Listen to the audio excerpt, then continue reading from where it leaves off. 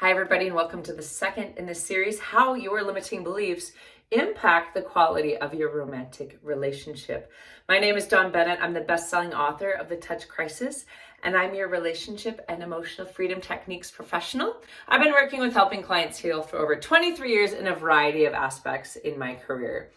And what I want to talk with you about today and help empower you around is how to shift your limiting beliefs that are impacting your relationship. But first, do you have any limiting beliefs that you're aware of? In other words, ways that you feel or think about life.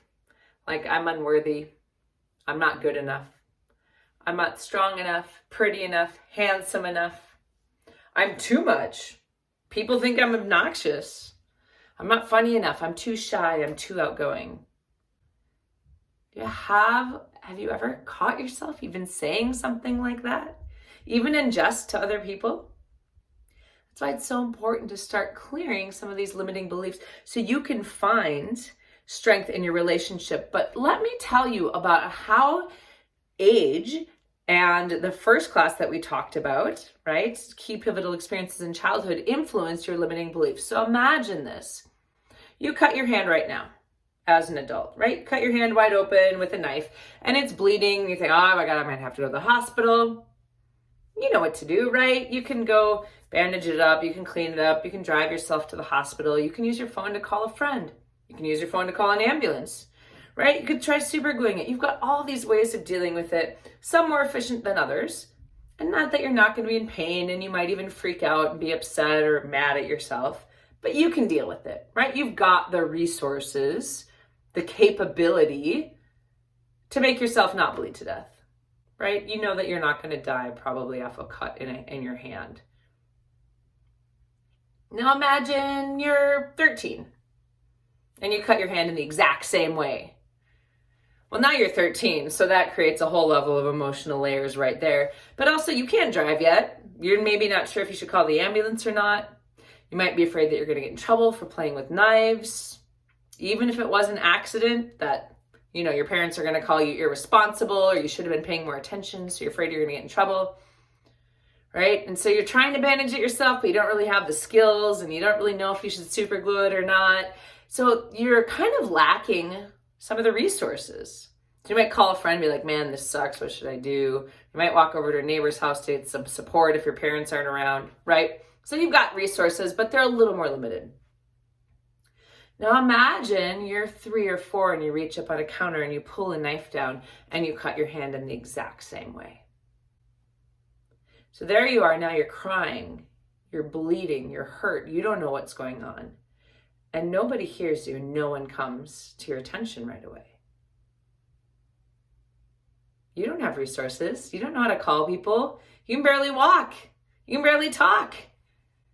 And for all you know, inside of you, in your reptilian brain, you're gonna die because you're cutting and you're bleeding and you're hurting and you don't know how to fix it or what to do or what can happen. So you can actually unconsciously create a limiting belief from that moment. People aren't there when I need them. Life is painful.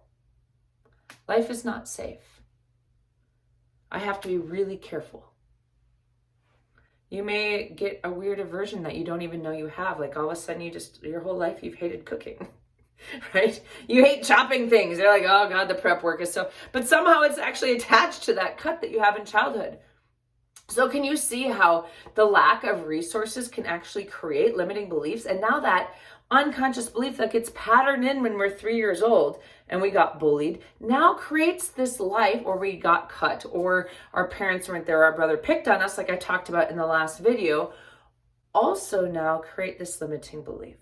And so now every time we interact with our partner, we interact with that partner like life isn't safe.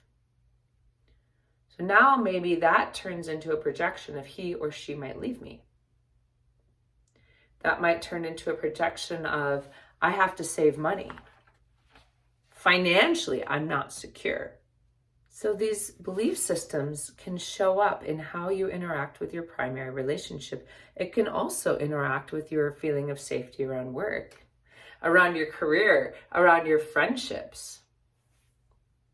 If you think that people aren't there when you need them, and then your partner is busy at work all the time, thinking that they're doing a really good job making money to support the household, and you need support lifting a box up on a shelf, and then they come home and you forget to ask, or maybe you do ask and they don't have the time, and that just reinforces the belief that people aren't there when you need them. But of course, that hasn't only happened in this relationship. It also happened when you were 15 and someone wasn't there when you needed them. And it happened when you were 8 and you needed help with your math homework, but nobody was there when you needed them. And it also happened when you slipped and fell on the ice on the ski hill and nobody was around to help you because all your buddies were already past you and it took a long time to get somebody to you.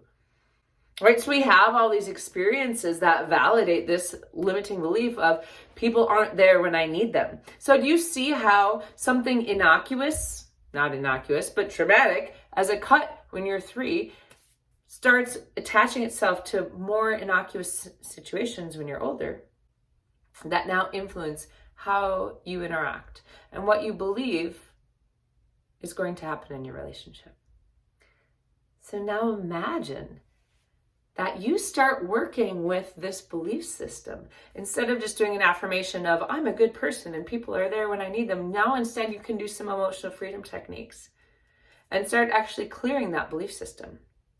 You can do some therapy, you can do some journaling, you can do some explorative work, some shadow work, and start looking at where is this idea that people aren't there when I need them, and how can I emotionally clear that, but also how can I clear it from the body sensation? Because if you tune into that belief system that you have, and you start thinking, nobody's there for me when I need them. Nobody's there for me when I need them. Just like when I fell down that ski hill, you may start feeling it somewhere in your body. You don't have to. Not everybody feels safe in their body or feels everything in their body because they're not very kinesthetic. But a lot of us do because our nervous system store things there. So imagine now that we clear that. So not only do we have more power in our relationships, but now we have less body symptoms. We actually can have less physical pain when we start clearing emotions from the past or limiting beliefs that are holding us back right now. So imagine now you start clearing those limiting beliefs and all of a sudden things just start showing up. People start showing up when you need them. You start putting yourself in situations where you're getting support because the belief that people aren't around when I need them often gets played out because we choose situations where we know people aren't going to be around. It's a completely subconscious thing. So now we start choosing relationships, dating, we start interacting with our partners, with our volunteer organizations, with our work in ways that encourage people to come support us, that encourage people to show us that they care. Wouldn't that be amazing? So that's why it's so important to start exploring these limiting beliefs within yourself and how they're impacting your relationship, and doing tapping, doing these things for yourself. So if you enjoyed this video even a little bit and you want the sound of you love the sound of a better relationship, you want to move forward with love and connection and certainty and growth, I release new videos every Tuesday and Friday. Please sign up, subscribe, hit the little bell, and I really look forward to seeing you in the next video. Thanks so much for watching. Namaste.